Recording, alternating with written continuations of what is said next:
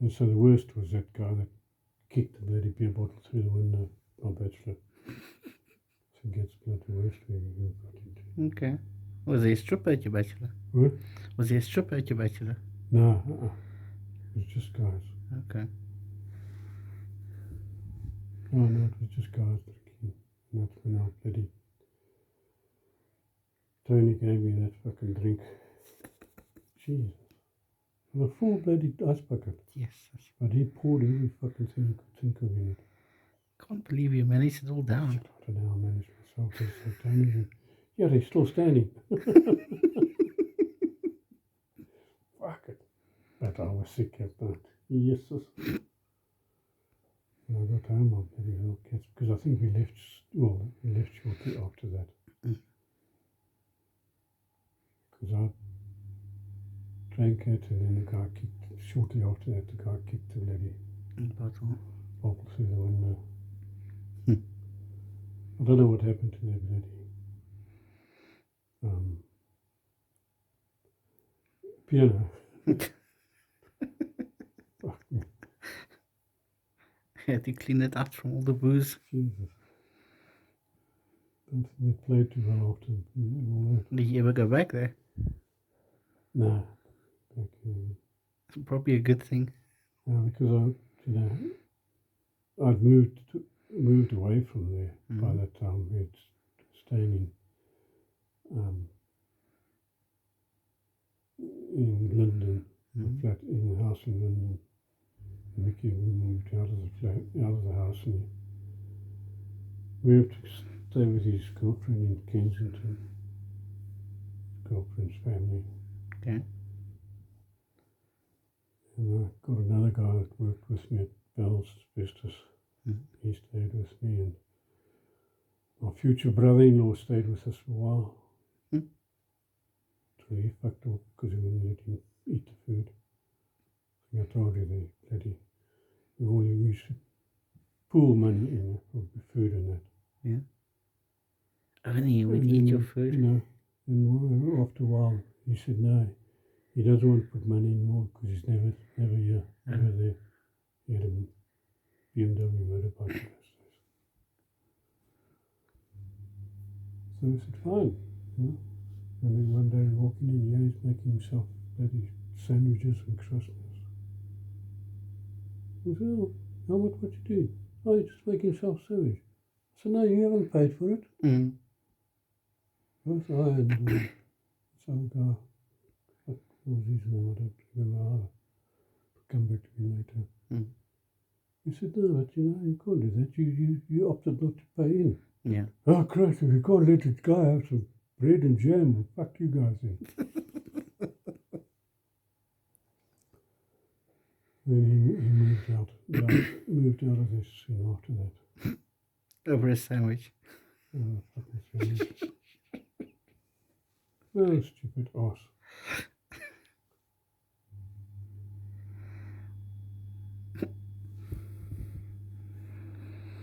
Hey. No, if you said, look, I'm hardly ever here, instead of paying whatever it was, 20 or 30 rand a month that we used to each pay, we would have said, okay, pay us 10 rand, pay us 20 rand. Or occasional meals that you do. But no, you don't pay anything. No, they don't want anything. No, he's hardly ever there. He was more than hardly ever there. He was a lot more often. Occasionally, well, maybe a couple of times a week, he wasn't there. But most times he was.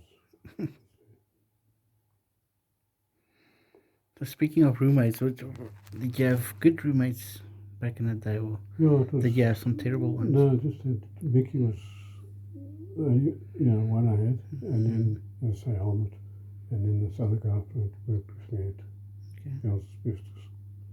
Those are only roommates I had. Yep. So I basically had two, plus my brother-in-law, future brother-in-law, Paul. And he got married soon after that? Yeah, I got married not too long after that. And rented a flat in Windsor Park. Brand new flat, which we paid I think it was 30 rand a month we paid for that. 2 bedroom. 2 bedrooms, 30 rand. Wow. We had a lounge dining room, so it's L shape. Kitchen, quite a nice size kitchen. Guest toilet underneath the stairs. You go up the stairs, 2 bedrooms up there with a full bathroom. Nice garden, all walled in. Well, the whole complex. The gardens weren't walled, but the complex was walled in. With a carport there, two blocks of 4 flats each. Okay. Behind you, the carports, cars, and you just walked behind you. Walls all around. There's a gate over the side. You go out, there's a shop. Over that way. And it was a nice, pretty flat. How long did you stay there? I'm trying to think. Was that with your wife? Yeah, with my wife. With your wife? Might have been a year, maybe a bit longer. And then we moved to Discovery in Rudderport. Because I was working out in Rudderport. She got a job with Albert and his partner in Florida. So I think we just saw out our year's lease. That's right. Okay. We said we might as well, seeing that we're both working out that way, we might as well get something out there. So we rented a house in Discovery. And we stayed there until I told you about the woman that we rented it from. Said no, she'd never sell the house. Went even there, did a year. Suddenly, agent arrived and said, oh, she's selling the house. That's a bit of a bitch move. And then they found a buyer for it. So this agent arrives with bloody notice for us to move out. I said, no, we're not moving. Well, why not? I said, this house is rent controlled.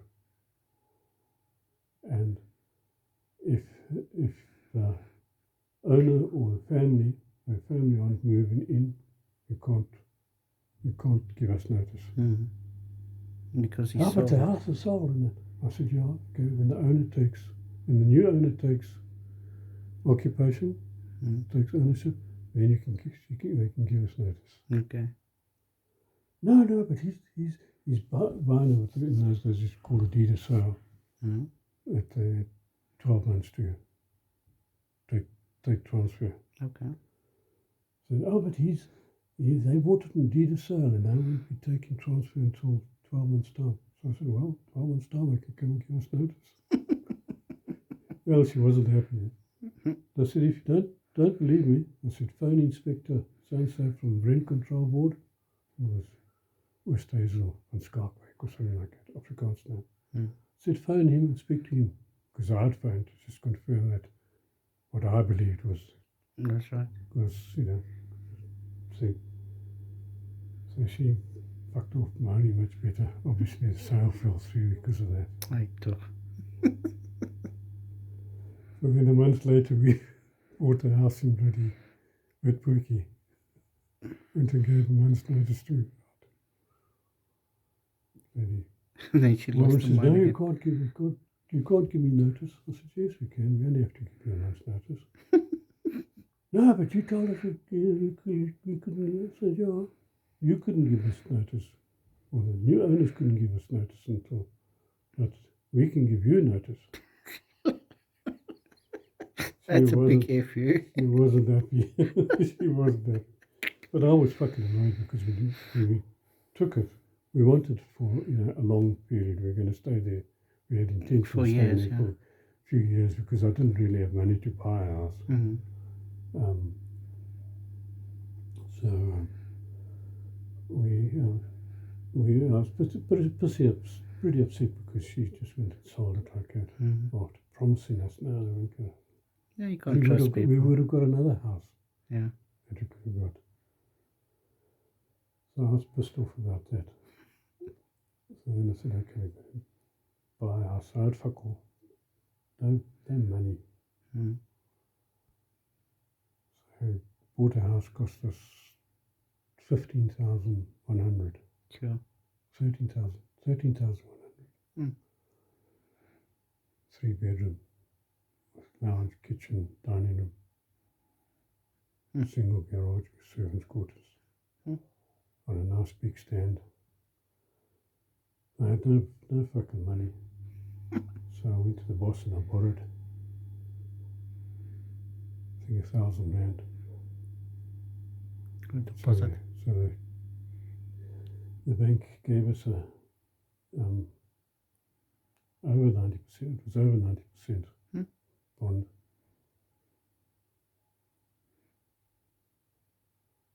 Yeah. Yeah. That house we had in Witwick was a nice house. Mm. So a nice big bloody garden. That's where I started doing hydroponics. Okay. Till I got bloody washed out with a storm. That's what I put bait to it.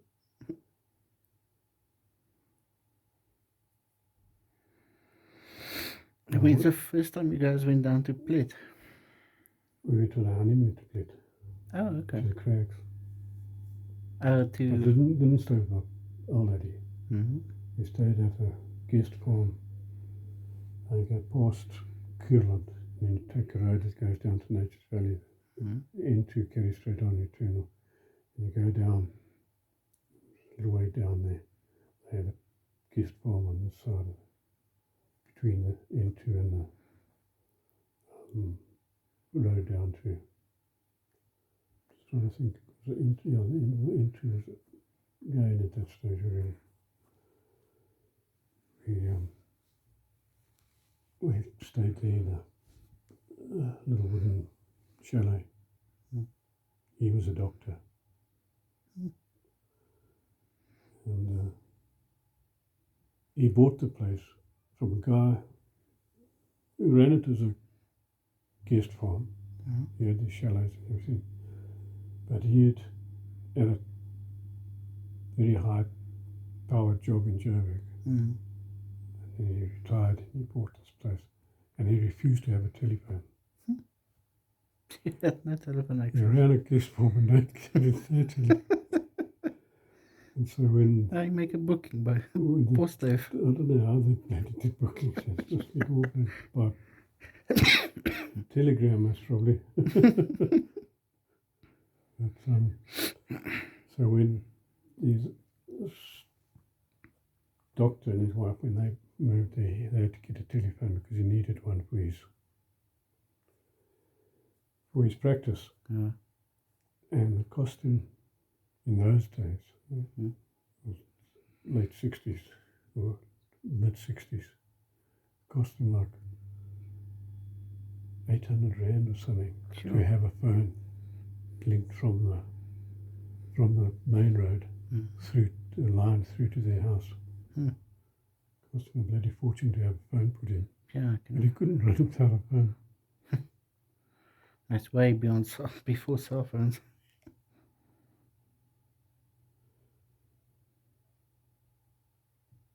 And it was, I say, the Craigs had bloody.